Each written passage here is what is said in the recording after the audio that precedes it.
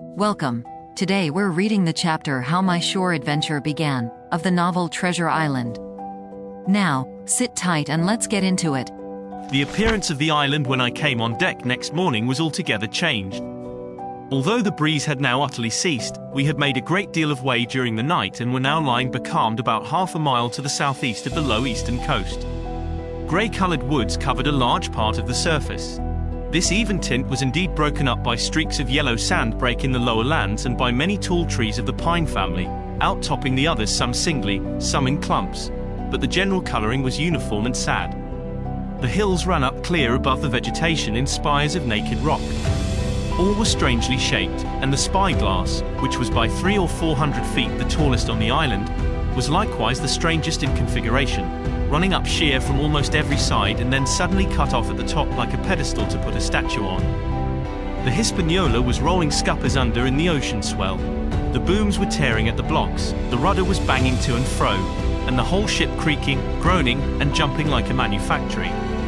I had to cling tight to the backstay and the world turned giddily before my eyes, for though I was a good enough sailor when there was way on, this standing still and being rolled about like a bottle was a thing I never learned to stand without a qualm or so, above all in the morning, on an empty stomach. Perhaps it was this, perhaps it was the look of the island, with its grey, melancholy woods and wild stone spires, and the surf that we could both see and hear foaming and thundering on the steep beach at least, although the sun shone bright and hot, and the shorebirds were fishing and crying all around us, and you would have thought anyone would have been glad to get to land after being so long at sea.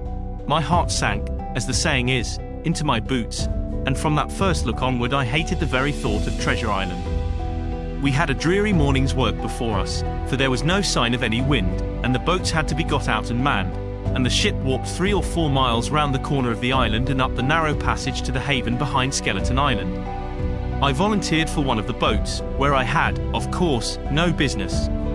The heat was sweltering and the men grumbled fiercely over their work. Anderson was in command of my boat, and instead of keeping the crew in order he grumbled as loud as the worst.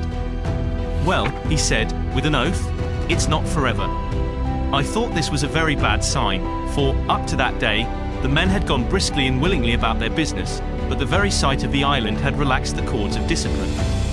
All the way in, Long John stood by the steersman and conned the ship.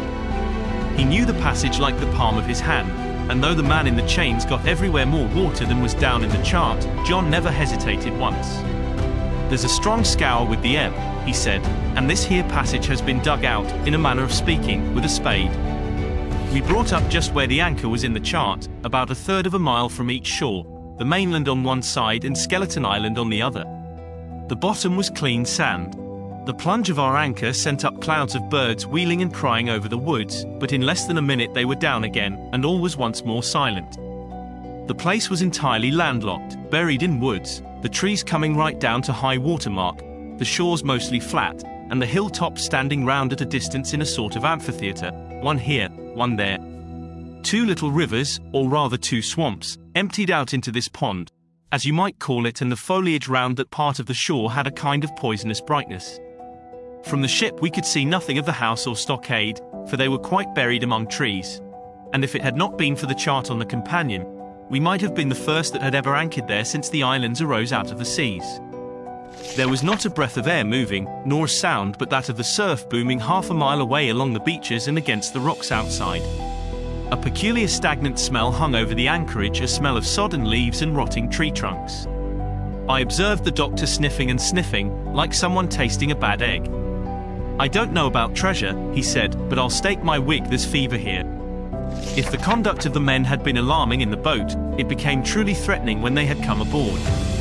They lay about the deck, growling together in talk.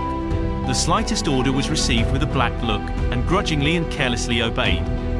Even the honest hands must have caught the infection, for there was not one man aboard to mend another.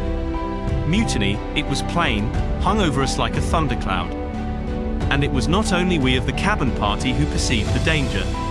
Long John was hard at work going from group to group, spending himself in good advice, and as for example no man could have shown a better.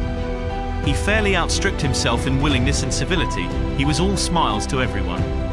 If an order were given, John would be on his crutch in an instant, with the cheeriest "Aye, sir," in the world, and when there was nothing else to do, he kept up one song after another, as if to conceal the discontent of the rest.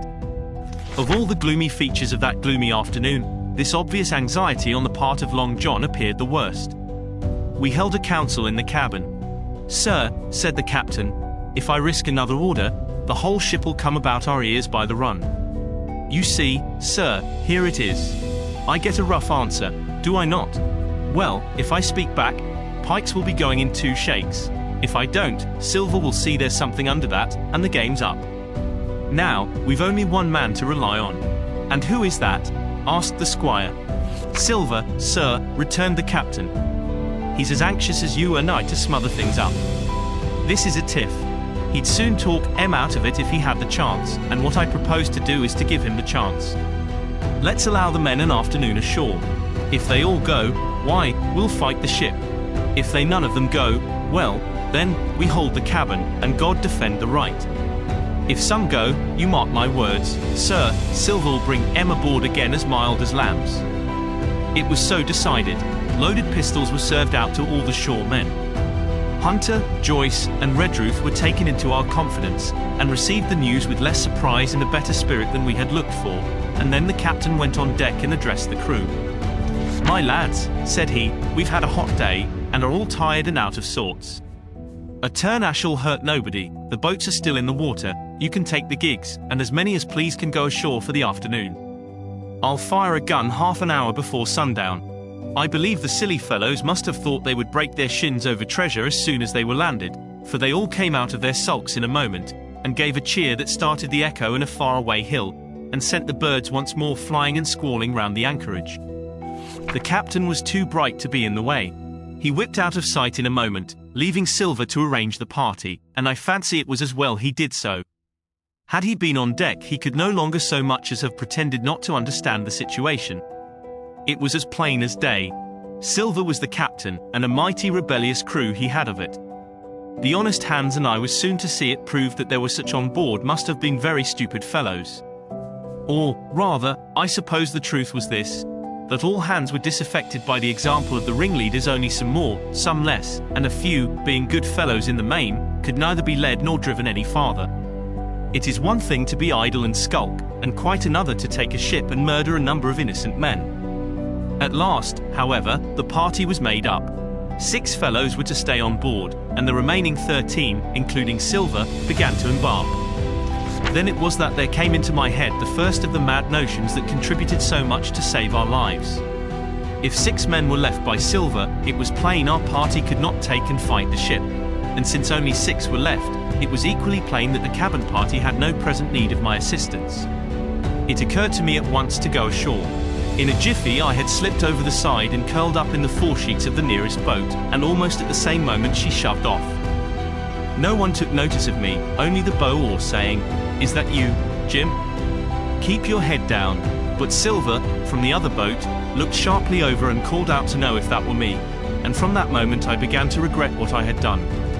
The crews raced for the beach, but the boat I was in, having some start, and being at once the lighter and the better manned, shot far ahead of her consort, and the bow had struck among the shoreside trees, and I had caught a branch and swung myself out, and plunged into the nearest thicket, while Silver and the rest were still 100 yards behind. "Jim, Jim," I heard him shouting, but you may suppose I paid no heed. Jumping, ducking, and breaking through, I ran straight before my nose, till I could run no longer. Did you enjoy today's chapter of Treasure Island? Why not subscribe and ring the bell?